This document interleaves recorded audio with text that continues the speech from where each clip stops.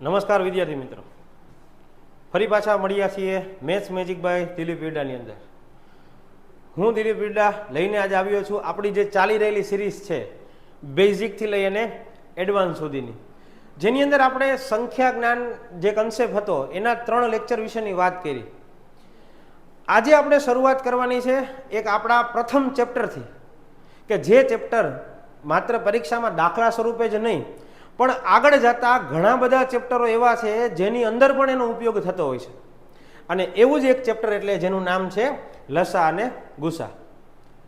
ઘણા બધા વિદ્યાર્થીઓને એવું હોય છે કે સર વાત લસાની કરતા હોય તો ગણીને ગુસા બેસતા હોય છે, વાત ગુસાની કરે તો ગણીને લસા બેસે છે. કન્સેપ્ટ તો કે ક્લિયર નથી. કારણ તો કે લસા અને ગુસા એટલે શું ને એ જ ખબર નથી હોતી.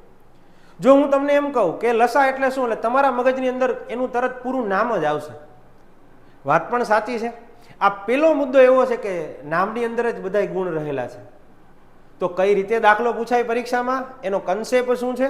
કારણ કે એક વખત એનો કન્સેપ્ટ ક્લિયર થાય ને તો પછી આગળ જતા એના દાખલાઓમાં ક્યારેય પ્રશ્ન રહેતો નથી. તો ચાલો શરૂઆત કરીએ એકદમ બેઝિકથી, એના નામકરણથી. એનું નામ જો તમને પરફેક્ટ ખબર પડી જાય, કોઈ પણ ચેપ્ટરનું જો તમને નામ પરફેક્ટ ખબર પડી જાય ને તો પણ તમે એકદમ સહેલાઈથી સવાલના જવાબ આપી શકો છો. તો પહેલાં એનું નામ જોઈએ, પછી કઈ રીતે દાખલા ગણાય છે એ જોઈએ, અને પછી પરીક્ષામાં કઈ રીતે આપણે પૂછાય છે એની પણ આપણે આજે વાત કરવાની છે. બરાબર છે? 3-4 ભાગની અંદર આપણે લસા ગુસા લેવાના છે. જેટલી પણ વેરાયટી આપણે પૂછાય છે ને એ બધો કન્સેપ્ટ આપણે ક્લિયર કરવાનો છે. પણ ક્લિયર ક્યારે થાય? પહેલાં એ શું કહેવા માંગે છે ને એ ખબર હોવી જોઈએ. હું તમને ત્યાંથી સમજાવીશ કે તમારે વિચાર ક્યાંથી કરવો, ત્યાંથી લઈ અને દાખલો કેમ ગણવો, ત્યાં સુધીની આપણે વાત કરશું. બરાબર છે? ચાલો શરૂઆત કરીએ એકદમ બેઝિકથી. આપણું પહેલાં તો લસા, એનું પૂરું નામ જોવા જાવ તો લઘુત્તમ સામાન્ય અવયવી. હવે એનું નામ છે ને એમાં જેના ગુણ રહેલા છે. કેમ એના ગુણ રહેલા છે? લઘુત્તમ, લઘુ એટલે શું? તો કે લઘુ એટલે નાનું, સામાન્ય એટલે સરખું, અને અવયવી, જે આ અવયવી શબ્દ છે ને એ આપણા માટે ખાસ મહત્વનો છે. કે અવયવી એટલે શું થઈ જશે? તો કે અવયવીનો મતલબ થાય એનો ઘડિયો. તો લસા એટલે શું? તો કે લસા એટલે લઘુત્તમ સામાન્ય અવયવી, એટલે નાનામાં નાનો સરખો ઘડિયો. તો ઘડિયો આવે ને એટલે પેલો કન્સેપ્ટ મગજમાં આવવો જોઈએ કે હું ગમે ત્યારે કોઈ પણ સંખ્યાના લસાની જો વાત કરું તો લસા એટલે આ સંખ્યાનો ઘડિયો બોલવાનો છે. અને ઘડિયો બોલવો હોય ને તો ઘડિયો હંમેશા આગળની બાજુ ચાલે.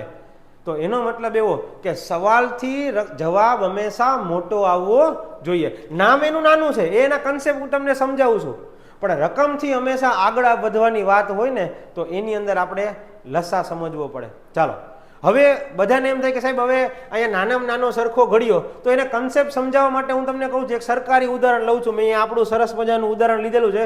મેં અહીંયા 2 ઘડિયા લીધેલા છે. કયા 2 ઘડિયા લીધેલા છે? મેં અહીંયા 12 અને 15 2 ઘડિયો લીધેલો છે. આ 2 ઘડિયા લઈને તમને સમજાવું ને એટલે સમજવામાં તમને સરળ પડશે. મેં અહીંયા 12ના ઘડિયાની વાત કરી છે. 12, 24, 36, 48, 72, 84, 96, 108, 120. હવે ઘણાને એમ થશે કે સાહેબ કેમ 12 દાણ 120 સુધી લીધું? અહીંયા પૂરું નથી થઈ જતું. 12, 11, 12, 12, 13, 12, 14 ચાલુ ને ચાલુ રહેશે. પણ આપણે એટલા બધાની જરૂર નથી. કારણ તો કે કારણ એવું છે કે આપણે અહીંયા કેવી ગોતવાની વાત છે? તો કે નાની સંખ્યા ગોતવાની વાત છે. ચાલો 12નો ઘડિયો બોલ્યો, પછી 15નો ઘડિયો બોલું છું. 15, 15 દુ 30, 15 તેરી 45, 15 ચોકુ 60, 15 પંચા 75, 15 છક 90, 150 સુધી આપણે વાત કરીએ. તો મેં અહીંયા ઘડિયો બોલી લીધો. હવે હું અહીંયા સરખું ગોતું છું, અને જો હું અહીંયા સરખું ગોતવા જાઉં ને તો મને પહેલી વખત તો અહીંયા 120 સરખા મળશે. પછી તો કે બીજી વખત અહીંયા આ બાજુ જોવા જાઉં તો મને 60 સરખા મળશે. હવે તો કે હવે મારે ગોતવાનું છે શું? તો કે હવે મારે ગોતવાનું છે આની અંદરથી નાનામાં નાનું. તો કે 120 અને 60 જે મને મળ્યા, આ બંનેની અંદરથી નાનામાં નાનું કોણ? તો કે આ બંનેની અંદરથી નાનામાં નાની સંખ્યા છે 60. એટલે આ 60ને મારો કહેવામાં આવે છે લસા. હવે સમજો, આ તો મેં તમને ઉદાહરણ લઈને સમજાવ્યું. હવે આનો કન્સેપ્ટ શું છે? તો કે કન્સેપ્ટ એવો કે છે કે ભાઈ કોઈ પણ સંખ્યા હોય, કોઈ પણ સંખ્યામાં પહેલા તમે એનો ઘડિયો બોલો, અને જેટલી સંખ્યા હોય એનો ઘડિયો બોલ્યા પછી તમને પેલી જેવી કઈ સંખ્યા મળે છે કે જે બંનેની અંદર સરખી જોવા મળે છે. અને જે પેલી જેવી સંખ્યા કે જે બંનેની અંદર સરખી જોવા મળતી હોય એને જ કહેવામાં આવે છે તમારો લસા. એટલે અહીંયા 12 અને 15 બંનેનો ઘડિયો બોલું તો મને શરૂઆતની અંદર જે 60 મળે છે એટલે આ 60 ને કહેવામાં આવે છે લસા. તો બસ આ પતી ગયું? તો કે ના. હવે એની વ્યાખ્યા સમજીએ. પરીક્ષામાં ક્યારેય કોઈ તમને એમ નહીં કહે કે નીચેની આપેલી સંખ્યાનો લસા કરો, એ એના વ્યાખ્યાના સ્વરૂપમાં તમને કહેશે. હવે શું થાય છે એની વ્યાખ્યા તો સમજો. તો કે લસા એટલે શું? તો કે લસા એટલે નાનામાં નાની એવી સંખ્યા. જો અહીંયા નાનામાં નાની સંખ્યા કઈ છે? તો કે 60. નાનામાં નાની એવી સંખ્યા જે સંખ્યાને, ખાસ યાદ રાખજો, જે સંખ્યાને, એટલે અહીંયા કોને? તો કે જો અહીંયા 60 ને, એટલે મારા માટે યાદ રાખવા માટેનો શબ્દ છે જે સંખ્યાને આપેલી સંખ્યાઓ વડે. કોના વડે? તો કે આપેલી સંખ્યાઓ વડે. એટલે અહીંયા યાદ રાખવાનું છે કોના વડે? તો કે જે મને સંખ્યા જે આપી છે એ અહીંયા 12 અને 15 આપ્યા છે. તો લસાની વ્યાખ્યા શું થશે? તો કે નાનામાં નાની એવી સંખ્યા જે સંખ્યાને આપેલી સંખ્યાઓ વડે નિશેષ ભાગી શકાય. મને એમ જ કહેશે પરીક્ષામાં કે નીચેની આપેલી સંખ્યાઓમાંથી નાનામાં નાની કઈ સંખ્યાને આ 12 અને 15 વડે નિશેષ ભાગી શકાય. મને ક્યાંય એવું નહીં કહે કે એનો લસા કરો. તો ઓળખવા માટે ખાસ મહત્વની વસ્તુ તમારે યાદ રાખવાનું છે કે કઈ સંખ્યાને કઈ સંખ્યાઓ વડે. એટલે કે જો મને જો સંખ્યાઓ ઝાઝી બધી આપે અને મારે એક ગોતવાની હોય તો સમજી લેજો કે અહીંયા મારે આ સંખ્યાઓનો શું કરવાનો છે? તો કે લસા કરવાનો છે. ઓળખવાની સરસ મજાની રીત આ પણ છે. એક આપણે જે સંખ્યાને અને એક સંખ્યા વડે આ રીતે યાદ રાખશું તો આ પણ આપણે યાદ રહી જશે. હવે પ્રશ્ન ક્યાં થાય? તો કે અહીંયા સરસ મજાની રીતે સમજાયું કે ભાઈ નાનામાં નાની એવી સંખ્યા જે સંખ્યાને, એટલે કે અહીંયા 60 ને 12 અને 15 એટલે કે આપેલી સંખ્યાઓ વડે નિશેષ ભાગી શકાય છે. નાનામાં નાની સંખ્યા મેં તમને કહી દીધી. પણ હવે એવું થાય કે સાહેબ તમે એમ બોલો છો કે નિશેષ સંખ્યા છે પણ નિશેષની જગ્યાએ શેષ હોય તો શું વાંધો? તો કે જો હું એમ કહું કે 60 તો એવી સંખ્યા મળે છે કે એ 60 ને હું 12 અને 15 વડે ભાગી શકું, પણ મને એમ કે 5 શેષ વધવી જોઈએ તો જો 60 તો ઓલરેડી ભાગી શકાય એવા છે, 5 શેષ વધવી જોઈએ તો મારે 60 ને +5 એટલે મારે કેટલા લેવા પડશે? તો કે મારે 65 લેવા પડશે. તો જુઓ 65 ને તમે 12 વડે ભાગો તો 12 × 5 = 60. કેટલી શેષ વધી? તો કે 5 વધી. 65 ને 15 વડે ભાગો તો 15 × 4 = 60. કેટલી શેષ વધી? તો કે 5 શેષ વધી. ખરેખર તો મેં લસા 60 ગોઈતો, પણ જો આ 5 શેષ વધારવી હોય તો 5 આ લસાની અંદર શું કરવી પડશે? તો કે પ્લસ કરવી પડશે. સમજો? અહીંયા મેં સરસ મજાનો નિયમ પણ લખેલો છે, જે નિયમથી તમને બધી વસ્તુઓનો કન્સેપ્ટ ક્લિયર થઈ જશે. કઈ રીતે? તો કે જો અહીંયા મેં એની વ્યાખ્યા સ્વરૂપે પણ લખેલું છે કે નાનામાં નાની સંખ્યા જે સંખ્યાને, જો ખાસ યાદ રાખવા માટે, જે સંખ્યાને આપેલી સંખ્યાઓ વડે નિશેષ ભાગી શકાય. ખાસ આપેલી સંખ્યાઓ વડે કોઈ સંખ્યાને ભાગવી હોય તો મારે ફરજિયાત અહીંયા લસા ગણવો પડશે. બીજું અહીંયા હમણાં જે બોલ્યો કે લસા ગણતી વખતે જો શેષ હોય તો સૌ પ્રથમ લસા ગણવો. મેં પેલા લસા ગણી લીધો અને ત્યારબાદ શેષનો શું કરવામાં આવે છે? તો કે ત્યારબાદ જે શેષ છે એ શેષનો અહીંયા ઉમેરો કરવામાં આવે છે. હવે ઘણા બધાને એમ થાય કે સાહેબ દરેક વખતે નાનામાં નાની સંખ્યા આ પ્રકારનો કન્સેપ્ટ જ આપશે? તો કે ના. જો સમજો ખાસ, હું તમને એમ કહું, આપણે આગલો દાખલો સમજીએ એટલે તમને વધુ ખ્યાલ આવશે કે અહીંયા મને ખબર છે કે અહીંયા મારો લસા છે ને 60 હતો, પણ મને પરીક્ષાની અંદર કહેશે જ એવું કે નીચેની આપેલા, જોજો આવી રીતે કહેશે, હું જે સમજાવવા માંગુ છું ને ખાસ સમજો, નીચેના આપેલા વિકલ્પોમાંથી કઈ સંખ્યાને 12 અને 15 વડે ભાગી શકાય, અને મને ઓપ્શન આવા આપશે 150, 160, 170 અને 180, આવી રીતે આપશે. હવે મને એવું ક્યાંય એને કીધું નથી કે નાનામાં નાની સંખ્યા લ્યો. તો હવે મારે શું કરવાનું? તો મિત્રો એક વસ્તુ સમજજો કે મને એટલી ખબર છે કે 12 અને 15 જો હું લઉં છું તો આ 12 અને 15 નો લસા તો શું જોવા મળે છે મને? તો કે 60 જોવા મળે છે. પણ આ ચારેય ઓપ્શનમાંથી ક્યાંય મને 60 તો જોવા નથી મળતો. તો મારે હવે શું કરવું પડશે? તો આપણો જે મૂળ કન્સેપ્ટ છે એને ક્યારેય ભૂલવાનો નહીં. કે મૂળ કન્સેપ્ટ તો કે લસા એટલે ઘડિયો બોલવાનો.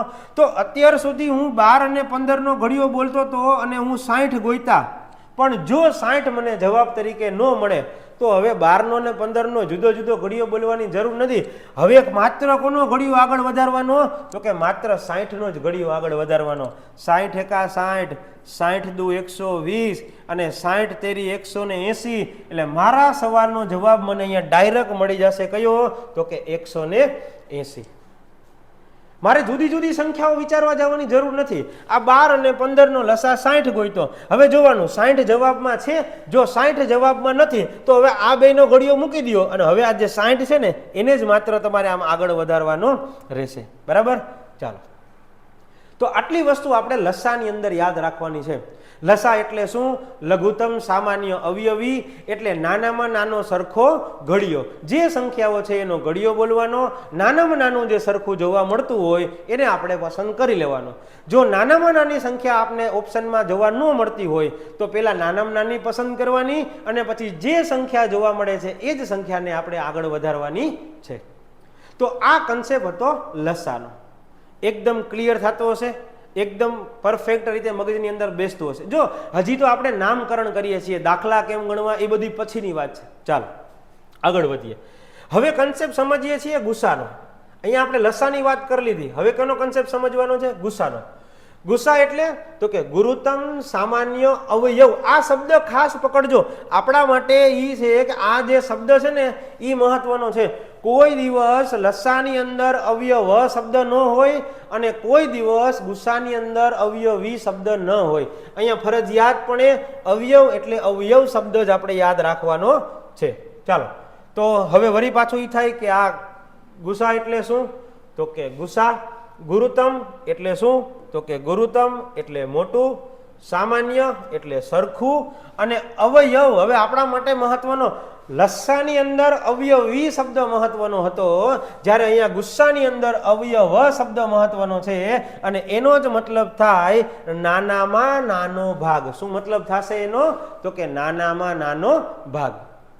હવે સમજો, ઘણી વખત નાનામાં નાનો ભાગ યાદ ન રહે ને તો આવું યાદ રાખવાનું. ઘણા આમ યાદ રાખી લે, જેના ઘડિયામાં આવતી હોય તે સંખ્યા. તમારે એ જોવાનું કે આ સંખ્યા છે એ કોના કોના ઘડિયામાં આવે છે. બસ આટલું જો તમને ખબર પડી જાય તો એકદમ ઇઝી રીતે તમે ગુસ્સા ગણી શકો છો. ચાલો એક્ઝામ્પલ તરીકે સમજીએ કે હું તમને એક સંખ્યા આપું છું. દાખલા તરીકે આપણે જો સરકારી ઉદાહરણ છે ને એને જ લઈએ, પણ એના થોડાક ડબલ લો એટલે તમને સમજવામાં સરળ પડે. કે હું એમ કહું કે હું એક 24 લઉં છું અને એક હું શું લઉં છું? તો કે 30 લઉં છું. મેં 24 અને 30 લીધા. ચલો હવે આ બે સંખ્યાઓ લીધી છે. આ સંખ્યાઓના હું શું પાડું છું? તો કે હવે અવયવ પાડું છું. અવયવ એટલે શું? તો કે અવયવ એટલે એક તો નાનામાં નાનો ભાગ કરવાનો. બીજું અવયવ એટલે શું વિચારવાનું? તો કે અવયવ એટલે એવું વિચારવાનું કે કોના કોના ઘડિયામાં આવે છે. જો હું કોના ઘડિયામાં આવે છે ને એમ સમજાવું એટલે તમને સરળ રહેશે. દાખલા તરીકે હું એમ કહું 24 કેમાં આવે? તો તરત કહેશે સાહેબ 1ના ઘડિયામાં આવે, 2ના ઘડિયામાં આવે, 3ના ઘડિયામાં આવે, 4ના ઘડિયામાં આવે, 6ના ઘડિયામાં આવે, 8ના ઘડિયામાં આવે, 12ના ઘડિયામાં આવે અને 24ના ઘડિયામાં આવે. ચાલો, તો ખાલી અહીંયા મેં 24ના અવયવ પાડ્યા ને તો આટલા બધાના ઘડિયામાં આવે. પણ આ દરેકની છે ને જોડી હોય. કેમ જોડી હોય? તો કે જો કાં 24 એકા 24 થાય, કાં 12 દુ 24 થાય, કાં 8 તેરી 24 થાય, કાં 6 ચોક 24 થાય. તમે કોઈ પણ બે લઈ શકો આમાંથી. માની લો કે તમે ગમે એ બે લ્યો, દરેકના અવયવ તો સરખા જ પડશે. દાખલા તરીકે હું એમ કહું કે સાહેબ 24 એટલે 12 ગુણ્યા 2, હું 12 દુ ને 24 લઉં તો વળી પાછો પ્રશ્ન થયો 12 એટલે વળી પાછા 2 6 12 થયા. વળી પાછા હું એમ કહું કે આ 6 એટલે તો કે વળી પાછા 2 ગુણ્યા 6 એટલે 2 તેરી 6 થયા. તો આવા જે એના નાના નાના ભાગ કરવામાં આવે છે એને એના અવિભાજ્ય અવયવો કહેવામાં આવે છે. શું કહેવામાં આવે છે? અવિભાજ્ય અવયવો કહેવામાં આવે છે. ઘણા કહેશે કે ચાલો સાહેબ મારે આમાંથી ભાગ નથી પાડવા, હું આમાંથી ગમે બબેની જોડી છે ને એને પસંદ કરી લો, કાં 4 6 લઈ લઉં, કાં 12 1 લઈ લઉં. બરાબર છે? ચાલો હવે હું કેના અવયવ પાડું છું? તો કે માની લો કે હું 30ના અવયવ પાડું છું. તો વળી પાછો પ્રશ્ન 30 કેમાં આવશે? તો કે સાહેબ 30 1માં આવશે, 2માં આવશે, 3માં આવશે, પછી 4માં નું આવે, પછી 5માં આવશે, પછી તો કે 6માં આવશે, પછી તો કે હવે સીધું શેમાં આવે? તો કે 6 50 ને 30 થઈ ગયા. હવે 7 8 નો આવે, સીધા કેમાં આવે? તો કે 10 ની અંદર આવશે અને હવે પછી તો કે 15 ની અંદર આવશે અને હવે પછી સીધા 30 ની અંદર આવશે. આમાં પણ બબેની જોડી થઈ ગઈ. જુઓ તમે અહીંયા 30 એકા 30 થાય, 15 દુ 30 થાય, 10 તેરી 30 થાય, 5 6 30 થાય. મારે કયા અવયવો લેવા જવાની જરૂર પડશે? ગમે એ અવયવ લ્યો એના સહઅવિભાજ્ય અવયવ તો અહીંયા સરખા જ પડશે. ચાલો અવયવ પાડું છું હું, તો કે અવયવ પાડવું એટલે કોઈ કહેશે કે સાહેબ એક કામ કરો 5 6 30 લઈ લ્યો. કેમ? તો કે 5 ના 5 આવશે, 6 એટલે વરી પાછા થઈ જશે 2 તેરી ને 6. તો આ એના જે અવયવો પડ્યા છે આને એના કેવા અવયવો કહેવામાં આવે છે? તો કે આને એના અવયવો કહેવામાં આવે છે કેવા? તો કે આને અવિભાજ્ય અવયવો કહેવામાં આવે છે.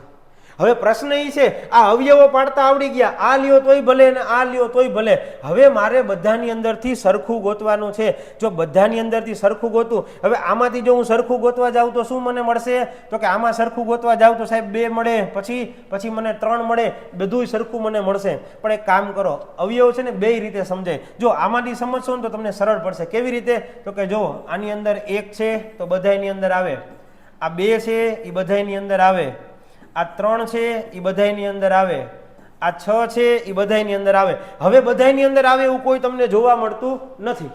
એટલે મેં શું ગોતી લીધું? તો કે મેં સરખું ગોતી લીધું. અને મહત્વનો પ્રશ્ન એ છે કે સરખું ગોતી લીધું એનો વાંધો નહીં, હવે મારે કેવું પસંદ કરવાનું છે? તો કે મોટું પસંદ કરવાનું છે. તો મેં આ સંખ્યા કોના કોના ઘડિયામાં આવે છે એ પસંદ કરી લીધા પછી હવે હું મોટું ગોતવા જાઉં, જો 1 2 3 અને 6, તો મને ખબર પડી જાય કે મોટામાં મોટી સંખ્યા કઈ મળશે? તો કે મોટામાં મોટી સંખ્યા મને મળશે 6. અને આ 6 ને જ કહેવામાં આવે છે મારો ગુસ્સા. ઓકે, સંખ્યાના ભાગ પાડ્યા, સરખું ગોઈતું અને ભાગ પાડ્યા પછી મોટામાં મોટો જે અવયવ હતો એ મેં પસંદ કરી લીધો. કોઈ કહેશે કે સાહેબ અવિભાજ્ય અવયવ કર્યો તો મોટામાં મોટો કેમ? તો કે જો સરખું ગોતવાનું છે તો આ 2 બધાયમાં જોવા મળશે, આ 3 બધાયમાં જોવા મળશે. બધાયમાં જોવા મળે એવા 3 દૂને કેટલા થઈ જશે? તો કે 3 દૂને 6. બસ આ 6 છે એ મારો મોટામાં મોટો અવયવ થઈ જશે. તો શું પરીક્ષામાં સીધું કહી દેશે ગુસા ગણો? તો કે ના. પરીક્ષાની અંદર જેમ લસાનો કન્સેપ્ટ હતો એવી જ રીતે ગુસાના કન્સેપ્ટથી પૂછાય છે કે નીચેના આપેલા વિકલ્પોમાંથી કઈ સંખ્યા વડે, હવે જોજો એની વ્યાખ્યા આવી છે, મોટામાં મોટી કઈ સંખ્યા વડે. હવે શબ્દ યાદ રાખવાનો છે પેલા કઈ, તો કે કઈ સંખ્યા વડે. જો લસા હોય ને લસા, તો ન્યા આવે કઈ સંખ્યા ને, અને ગુસાને ઓળખવો હોય ને તો યાદ રાખવાનું કઈ સંખ્યા વડે. તો જો અહીંયા વડે એટલે અહીંયા કોના વડે? તો કે અહીંયા 6 વડે. કોને કોને? તો કે કઈ સંખ્યા વડે, પછી આપેલી સંખ્યાઓને નિશેષ ભાગી શકાય. તો જુઓ 6 વડે તમે 24 ભાગી શકો છો, 6 વડે તમે 30 ભાગી શકો છો. 6 થી મોટી એક પણ સંખ્યા તમને અહીંયા મળતી નથી. ક્લિયર? તો આ વાત હતી આપણી ગુસાની. એકદમ સરસ. ઓળખવાની રીત તો નાનકડી ગમતી છે. કઈ સંખ્યા ને આવે એટલે લસા કરવાનો, કઈ સંખ્યા વડે આવે, કઈ સંખ્યા વડે આવે એટલે ગુસા કરવાનો. તો કે ઘણા કહેશે કે એને યાદ કેમ રાખવું? કઈ સંખ્યા ને એટલે નાનામાં નાની, અને કઈ સંખ્યા વડે એટલે બડે એટલે તો કે મોટામાં મોટું. ઓકે, હવે આ નિશેષ ભાગી શકાય એવો કન્સેપ્ટ પણ આમાં આવે છે. તો શું કરશું? તો એકદમ સરસ મજાનો નિયમ છે. તમને જો ખબર હોય કે એને યાદ રાખવા માટે મેં મસ્ત મજાની વસ્તુ બનાવી છે કે આપણે જ્યારે નાના હતા ને ત્યારે આપણે સ્કૂલ લાઈફમાં આપણા મેથ્સના ટીચર કેવા હોય? તો કે એકદમ પ્રોફેશનલ લુક હોય, ઇન્સર્ટ કરેલું હોય, અને એકદમ આમ કહેવાય ને એંગ્રી એનો સ્વભાવ હોય. ઈ ક્લાસની અંદર આવે એટલે 2-4 શેષ પડી હોય આપણી, હોય ને ક્લાસમાં 2-4 શેષ હોય જ. હવે તમે સમજી જાજો કે હું કેવી શેષની વાત કરું છું. એ ક્લાસની અંદર સાહેબ આવે એટલે 2-4 શેષને કહે ચાલો બહાર નીકળી જાઓ, બે શેષને બહાર નીકળી જવાનું કહે, અને 2-4 શેષ તો આપણા જેવી એવી હોય એ સામેથી કે ઓકે સાહેબ હાલો તમે આવ્યા અમે જાય છીએ. તો ગુસ્સા માટે મેં સરસ મજાનો નિયમ બનાવ્યો છે. શું? તો કે જો તમે ગુસ્સા ગણતા હોય અને ગુસ્સા ગણતી વખતે તમને જો શેષ આપેલી હોય તો સૌ પ્રથમ શેષને શું કરી દેવાની? બાદ કરી દેવાની. એ થોડુંક નીચું લખ્યું છે પણ સમજી લેજો કે સૌ પ્રથમ અહીંયા શેષને શું કરી દેવાની? બાદ, અને પછી જ તમારે ગુસ્સાની ગણતરી કરવાની. ચાલો, તો આ એની વ્યાખ્યા છે. મોટામાં મોટી જે સંખ્યા વડે, જો આપણે કીધું હતું મોટામાં મોટી સંખ્યા જે સંખ્યા વડે, ખાસ યાદ રાખજો, મોટામાં મોટી સંખ્યા જે સંખ્યા વડે આપેલી સંખ્યાઓને નિશેષ ભાગી શકાય. આ એની વ્યાખ્યા છે. અને નિશેષની જગ્યાએ જો શેષ આવે તો પેલા જ આવી જે એન્ટિક શેષ હોય એને કેવી કરી દેવાની? બાદ. તો આ સરસ મજાનો બેઝિક કન્સેપ્ટ હતો આપણો, જેમાં લસા એટલે શું તો કે લઘુત્તમ સામાન્ય અવયવી એટલે ઘડીઓ બોલવાનો એટલે આગળ વધવાનું છે, અને ગુરુત્તમ સામાન્ય અવયવ એટલે એના ભાગ પાડવાના છે, એનાથી નાની સંખ્યા આપણે લેવાની છે. અહીંયા આપણે એનું નામકરણ કર્યું. તો હવે તો આના નામકરણ પછી આપણે આજે આપણો પહેલો ટોપિક ચાલુ કરવાનો છે, અને એકદમ સરસ મજાનો આપણો પહેલો ટોપિક એટલે તો કે જેને કહીએ છીએ કે જે આપને સૌથી વધુ ઉપયોગી છે, અને સૌથી વધુ જો આપને કોઈ દાખલા પૂછાતા હોય તો એ આપણો કન્સેપ્ટ એટલે લસ્સા. આજે આપણે થોડીક વાત લસ્સાની કરવાની છે કે લસ્સા ગણાય કેવી રીતે, પરીક્ષામાં એના સવાલ કેવી રીતે પૂછાય. તો કે સાહેબ પરીક્ષામાં તો ગમે એમ પૂછાય, પણ પ્રશ્ન એ છે કે પેલા એને ગણાય કેવી રીતે. તો લસ્સા ગણવા માટે હું તમને 3 રીત આપું છું. હું તમને સરસ મજાની 3 રીતથી તમને લસ્સા પણ સમજાવીશ. ઘણા બધા વિદ્યાર્થીઓ કહેશે કે સાહેબ હવે તમે જે રીતે કહેશો એમ મારે ન ગણવું હોય ને મને મારી રીતે લસ્સા ગણવો હોય, તો હું એવા મિત્રો માટે વાત કરી રહ્યો છું, ખાસ એવા મિત્રો માટે કે જે મિત્રએ વિચારવું કેવી રીતે, ત્યાંથી વિચારવાની વાત છે. મોટો પ્રશ્ન એ છે કે તમે કહી દો કે આમ ને આમ થાય, પણ અમને તો ખબર પડવી જોઈએ ને. તો હું એ વસ્તુ તમને સમજાવવાનો પ્રયત્ન કરીશ. આગળ જતા દાખલાઓ પણ છે, એ દાખલાઓ પણ આપણે એ રીતે ખાસ એનો સમજવાના પ્રયત્ન કરતા રહીશું. ચાલો શરૂઆત કરીએ લસ્સાની. મેઇન વસ્તુ એ છે, હું તમને સમજાવું છું કે લસ્સા જે વસ્તુ છે એનો વિચાર તમને ક્યાંથી આવવો જોઈએ. આપણે 3 મેથડથી સમજાવવાનો છે. હું તમને પહેલા પહેલી મેથડ સમજાવીશ, પછી ત્રીજી મેથડ સમજાવીશ. યાદ રાખજો, પહેલા પહેલી મેથડ, પછી ત્રીજી મેથડ, પછી બીજી મેથડ સમજાવીશ. તો કઈ મેથડ છે તો એકદમ સરળ રીતે હું અહીંયા સમજાવવાનો પ્રયત્ન કરું છું. ખાસ ધ્યાન આપજો, બરાબર. ચાલો આપણે અહીંયા પહેલા પ્રથમ મેથડ ખાસ કે પેલું વિચારવાની શરૂઆત ક્યાંથી કરવાની. મારી સામે લસ્સાનો દાખલો આવ્યો તો મારે વિચારવું ક્યાંથી, ત્યાંથી સમજાવું છું. તો પહેલો જ વિચાર અહીંયાથી આ મેથડનો ઉપયોગ કરવાનો કે મોટી સંખ્યાની અંદર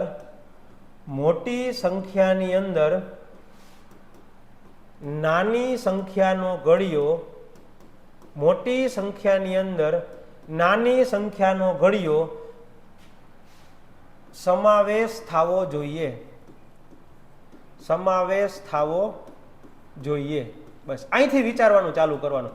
પૂરું નહીં થઈ જાય અહીંથી, પણ હું તમને સમજાવું છું. દાખલા તરીકે પેલું એક્ઝામ્પલ તમને આપું છું કે હું લખું છું 6 અને હું લખું છું 12. 2 સંખ્યા તમને આપી કે 6 અને 12, તો તમે મને જવાબ આપો કે આ સંખ્યાઓનો લસા શું થશે.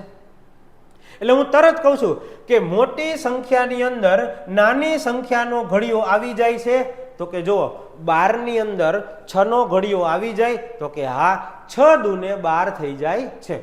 તો જો મોટી સંખ્યાની અંદર નાની સંખ્યાનો ઘડિયો આવી જતો હોય તો યાદ રાખજો, મોટી સંખ્યા છે, મોટી સંખ્યા જ મારો શું થઈ જશે, મોટી સંખ્યા જ મારો લસા થઈ જશે. બસ આ પહેલો કન્સેપ્ટ. અહીંથી વિચાર આપને આવવો જોઈએ કે મોટી સંખ્યાની અંદર નાની સંખ્યા જો સમાઈ જાય તો મોટી સંખ્યા છે એ જ મારો લસા થઈ જશે. પણ યાદ રાખજો, સમાવેશ થઈ જાય એટલે મેં કીધું ખાસ કેવી રીતે, તો કે ઘડિયો. કોક કહેશે કે સાહેબ અહીંયા 6 લખ્યા તો 6 દૂને 12 થાય ને એટલે સમાવેશ થઈ જાય છે. જો હું અહીંયા 5 લખું તો કે ના સાહેબ, જો તમે અહીંયા 5 લખો છો તો 5ના ઘડિયામાં તમને 12 જોવા મળતા નથી, તો ચાલે નહીં.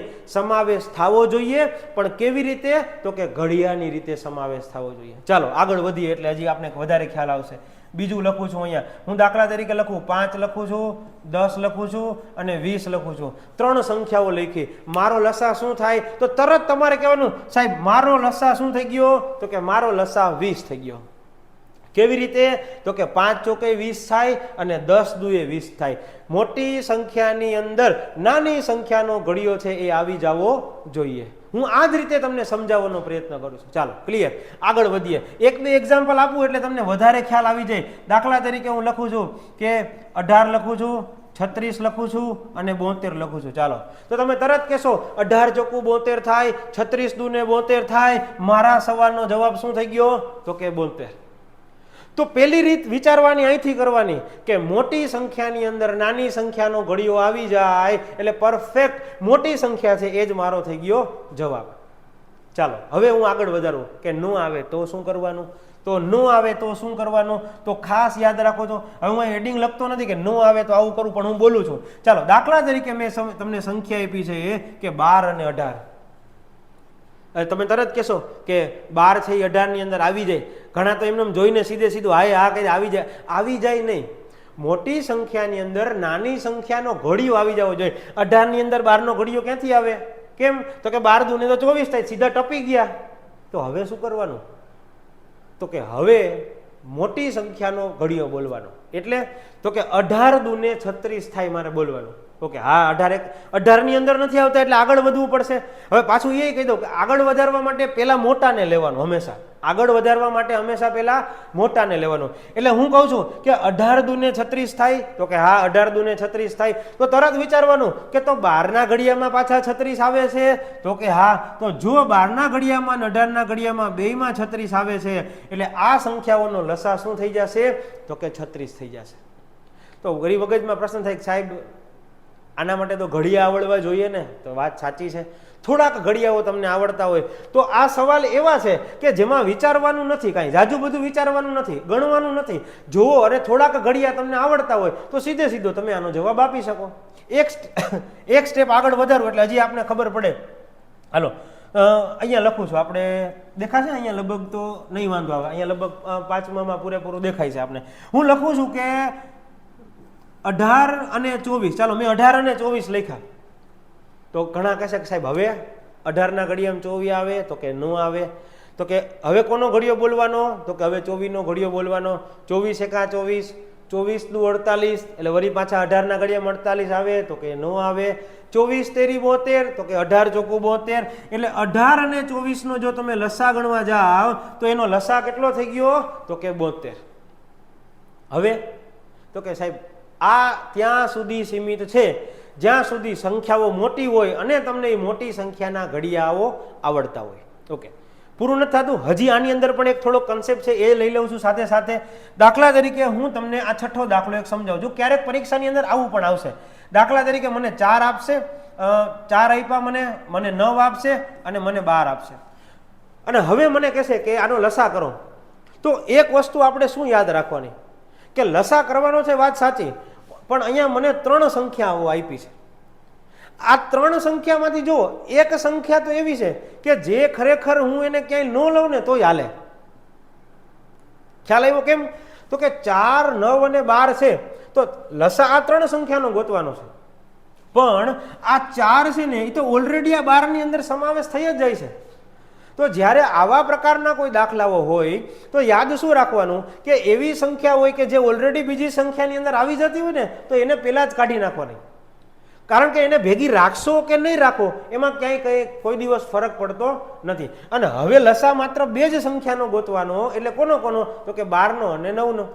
ચાલો ફરી પાછો 12 ની અંદર 9 આવી જાય? તો કે ના, 12 ની અંદર 9 નો આવે. 12 દૂને 24, વળી 9 ના પડામાં 24 નો આવે. 12 તેરી 36, 9 ના પડામાં 36 આવે? તો કે હા સાહેબ, 9 ચોક ને 36. તો એનો મતલબ આ 12 નો ને 9 નો જ નહીં, પણ 12 નો, 9 નો અને 4 નો, 3 નો લસા કેટલો આવશે? તો કે 36. આ પહેલી મેથડ એવી છે કે જેમાં તમને પ્રોપર ઘડિયાઓ આવડતા હોય તો તમે લગભગ સવાલના જવાબ આપી શકો છો. પણ પાછો મેં કીધું એમ, તમે આ સવાલના જવાબ ક્યારે આપી શકશો? તો કે જ્યારે તમને જે મોટી સંખ્યાઓ છે એ સંખ્યાનો તમને પ્રોપર ઘડિયો આવડતો હોય તો થોડા ઘડિયાઓ પણ કરવા પડશે. હવે જેમ જેમ સંખ્યાઓ આમ જાજી થતી જાય, માની લો કે હું ચાલો 7મું હજી એક એક્ઝામ્પલ લઉં, આ સંખ્યાઓનું આગળ વધારતો જાઉં છું. હું હવે તમને તરત કહી દઉં કે હજી એક પેલા આવું નાનકડું એક્ઝામ્પલ લઈ લઈએ. દાખલા તરીકે હું કહું કે 8 લીધા છે મેં, બરાબર છે, પછી મેં 24 લીધા છે, અને પછી મેં માની લો કે 36 નાની સંખ્યા લઈએ એટલે થોડીક મજા આવે. 8 લીધા છે, પછી 18 લીધા છે, અને પછી 24 લીધા છે. આ જ એક્ઝામ્પલ હું પાછું લઉં છું. તો હવે પાછો મેં તમને કીધું સાહેબ આ 8, 18 ને 24 છે, પણ આ 8 છે ને એ તો ઓલરેડી 24 ની અંદર આવી ગયા કે ન આવી ગયા? તો કે હા, 8 તેરી 24. તો હવે 18 અને 24 નો લસા લેવાનો થાય તો આ રહ્યો મારી પાસે ઓલરેડી છે કેટલો? 72. જો તો પછી આને મારે ક્યાંય ભેગો ફેરવવા જવાની જરૂર રહેતી નથી. તો મારે સમજાવવાનું એ છે કે તમને જો સંખ્યાઓ આપે એમાં મોટી સંખ્યાની અંદર નાની સંખ્યા આવી જતી હોય તો મોટી સંખ્યા છે એ સીધો મારો લસા થઈ જાય, અને ઘડીઓ બોલવાનો હોય તો હવે આગળ કોને વધારવાનો, તો કે મોટી સંખ્યાને. આ મારી પહેલી મેથડ છે, અને આ પહેલી મેથડથી મને પહેલો વિચાર આવે અને કોઈ દાખલાઓ ગણાઈ જાય તો હું સરળતાથી સવાલનો જવાબ આપી શકું. આ ખાસ ક્યાં કામ લાગશે, તો કે જ્યારે લસાનો ઉપયોગ બીજા ચેપ્ટરોની અંદર કરવાનો આવશે ને ત્યારે આ તમને ખાસ કામ લાગશે. જ્યારે કોઈ સંખ્યાનો લસા ગોતવાનો હોય અને પછી દાખલો ગણવાનો હશે ને ત્યારે હંમેશા આવી જ સંખ્યાઓ હશે કે જે સંખ્યાના આધારે તમે ફટાફટ લસા ગણી અને પછી આગળ વધારતા રહેશો. જો એ જે એક એક્ઝામ્પલ આપી દો, દાખલા તરીકે તમને પ્રેક્ટિસ થાય. હું કહું છું કે ચાલો 10 છે, 12 છે અને 15 છે. 10, 12 અને 15 નો મારે લસા કરવાનો છે. ચાલો હવે વિચાર કરો. તો કે સાહેબ 15 નો ઘડિયો બોલવાનો. હા, 15 દુને, તો કે 15 દુને 30. 10 ના પાડામાં 30 આવે પણ 12 ના પાડામાં કોઈ દિવસ 30 આવે નહીં. તો 15 તેરી 45, તો 10 ના પાડામાં 45 નો આવે, અને 15 ચોકુ ને 60. એટલે આ સંખ્યા છે, આ સંખ્યાનો લસા કેટલો થઈ ગયો કહેવાય, તો કે આ સંખ્યાનો લસા 60 થઈ ગયો કહેવાય. એક્ઝામ્પલ આ છેલ્લું આપ્યું એનું રીઝન એ છે કે તમારે એક વાત યાદ રાખવાની કે સવાલમાં જો 0 અથવા 5 હોય તો જવાબમાં હંમેશા 0 અથવા 5 હોય ને હોય જ. અહીંયા 0 હોય તો અહીંયા 0 ફરજિયાત હશે, અહીંયા 5 હશે તો અહીંયા 5 અથવા 0 તો હશે ને હશે જ.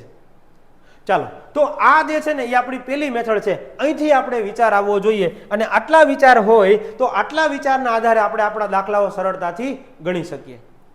પણ હવે હું તમને આગળ લઈ જાઉં છું. કેમ આગળ, કે સાહેબ હવે આટલામાંથી જો વિચાર ન આવે અને કોઈ સંખ્યાઓ છે એ માની લો કે મોટી થઈ ગઈ, દાખલા તરીકે હું તમને એમ કહું છું કે હું તમને કહું ચાલો 36 અને 48 નો લસા કરો, તો તમે કહેશો કે સાહેબ 48 નો ઘડિયો બોલો.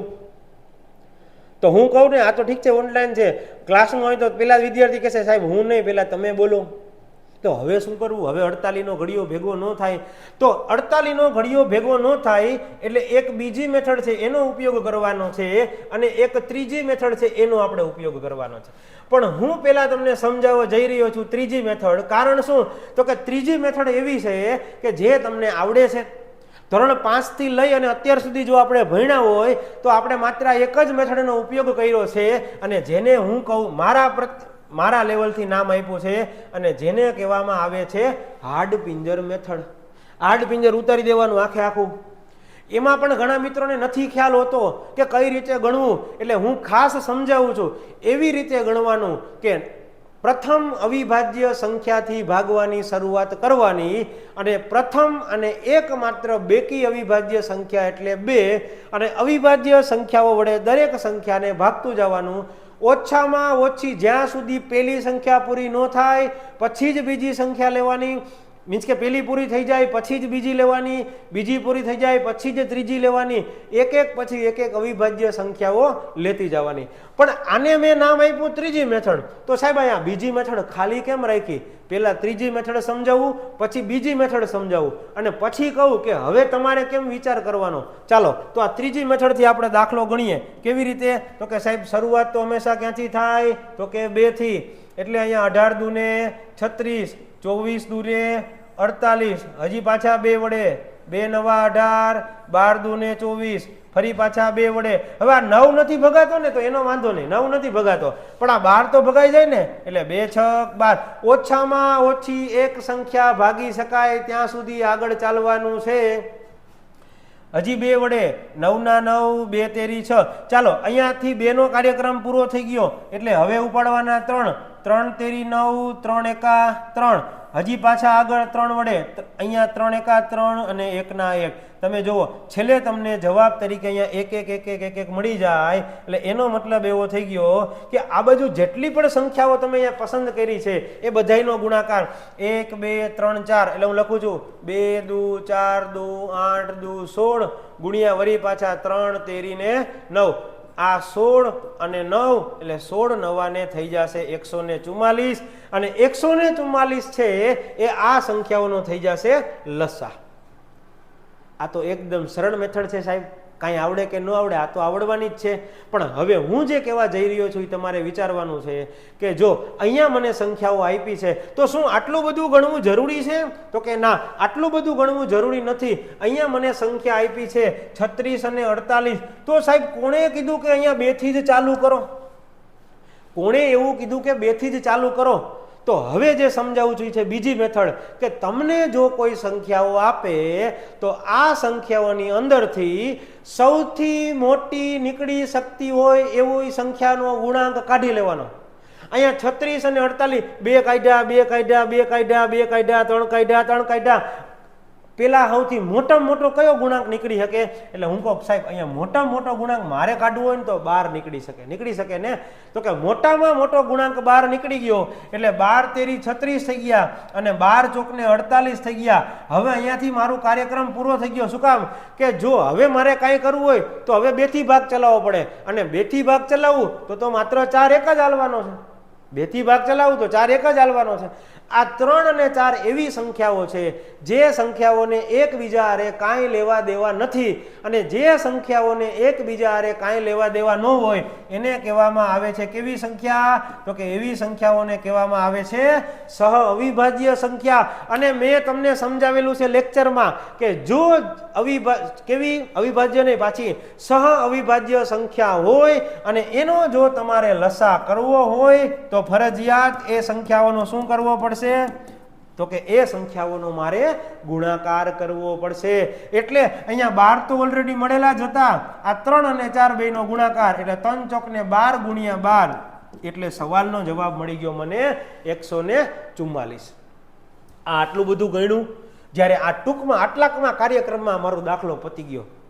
પણ આ દાખલાનો જવાબ તો હું ત્યારે જ આપી શકીશ જો મને મારા મગજની અંદર વિચાર આવવો જોઈએ. કયો? તો કે પહેલો વિચાર, સૌથી મોટી સંખ્યાની અંદર સૌથી નાની સંખ્યા સમાઈ જાય છે? તો કે નથી સમાઈ જતી. પછી?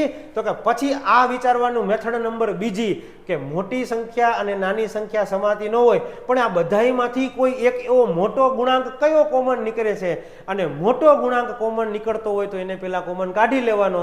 પછી જે સંખ્યાઓ વધી છે, હવે ઘણા કહેશે કે સાહેબ અહીંયા 3 અને 4 વધ્યા, પણ માની લો કે અહીંયા 6 વધ્યા હોત તો જો ત્યાં 6 વધ્યા હોય તો કોઈને કાંઈ ન આવડે, 6 અને 4 નો લસા કરવાનો હતો તો 6 અને 4 નો લસા એટલે પાછો એ 12 જ થવાનો છે. બરાબર છે? પણ માની લો કે ન આવડે તો પાછી શરૂઆત ક્યાંથી કરી દેવાની? 2 થી. ચાલો, પછી જો બીજી મેથડથી ન થતું હોય તો જ આપણે આ ત્રીજી મેથડનો આપણે ઉપયોગ કરવાનો છે. એટલે આપણી આ 3 મેથડ છે. આ 3 મેથડ કે પેલા ઘડિયા આવડવા જોઈએ તો ઘડિયાથી ન થતું હોય તો બીજું મોટો કોમન, અને મોટો કોમન થી ન થતું હોય તો જ આ ત્રીજી મેથડનો આપણે ઉપયોગ કરવાનો થશે. હવે બીજું, આ 2 મેથડ છે ને એકબીજા સાથે જોડાયેલી છે.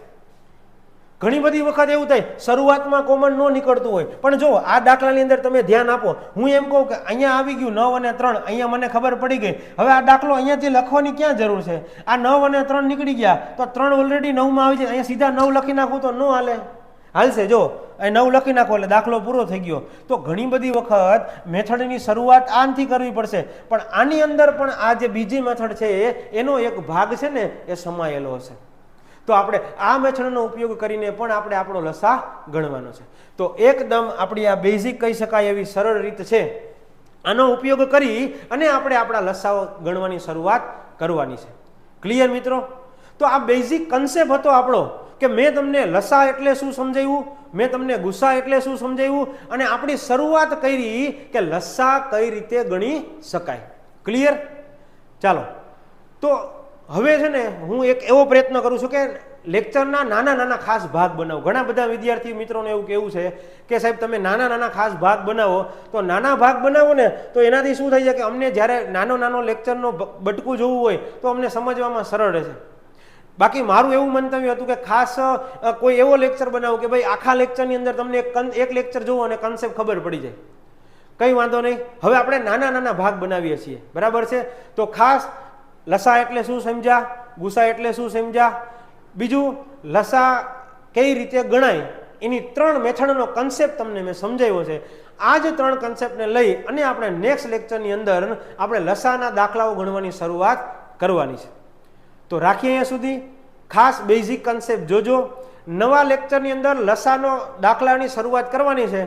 તો એ દાખલાઓ પરીક્ષામાં કઈ રીતે પૂછાય, ત્યાંથી લઈ અને કયા કયા લેવલ સુધીના પૂછાય, એ બધી વસ્તુઓ વિશેની વાત આપણે લસાના દાખલામાં કરવાની છે. તો ખાસ જોતા રહેજો, લાઈક કરો, શેર કરો, વધુમાં વધુ મિત્રો સુધી શેર કરો ને એ મારા માટે ખાસ મહત્વનું છે કે ખાસ જાજા મિત્રો આપણા લેક્ચર જોઈ શકાય. જે મિત્રોનું ગણિત કાચું છે, બેઝિકથી એડવાન્સ સુધી જેને ખ્યાલ નથી, એના સુધી આપણે પહોંચાડવાનો પ્રયત્ન કરવાનો છે. બરાબર મિત્રો, ખાસ જોતા હોય ને તો લાઈક કરજો, શેર કરજો અને સબસ્ક્રાઈબ કરવાનું બાકી હોય તો ભૂલતા નહીં. ચાલો મળીએ. Thank you. જય હિન્દ.